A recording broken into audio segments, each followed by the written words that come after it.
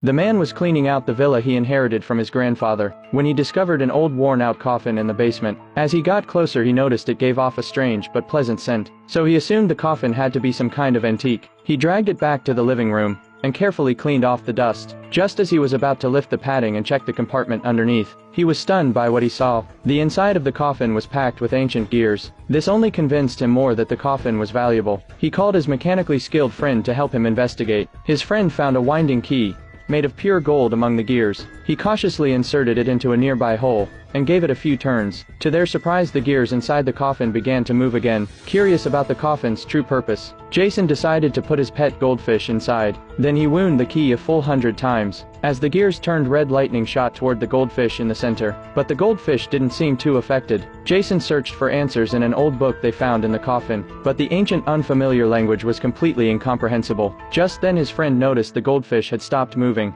They both thought the lightning had killed it, but when the winding key finished its last rotation, the goldfish suddenly came back to life. Jason decided to ask his brother, a university professor, for help. His brother combed through the entire library and finally found a clue. The coffin was apparently built by an ancient pharaoh to put himself into a temporary death-like state, but no one had ever figured out exactly how it worked. Boldly, Jason climbed into the coffin himself to test it out. His friend stood by with a video camera recording the whole thing. As his brother wound the key tightly, red lightning surged toward Jason, and he instantly lost consciousness. His brother was thrown into a panic. Meanwhile, Jason looked in shock at his own body. He tried to touch his friend, but his arm passed right through him. Just as they were about to call for help, Jason suddenly sat up from the coffin. He described his experience of becoming a spirit. After 2 hours of mental preparation, his brother climbed into the coffin too. This time they wound the key 200 times. His brother's soul left his body. After glancing at himself lying still in the coffin, he phased through the wall and left the room. He kept walking in one direction, trying to test how far his soul could go from his body.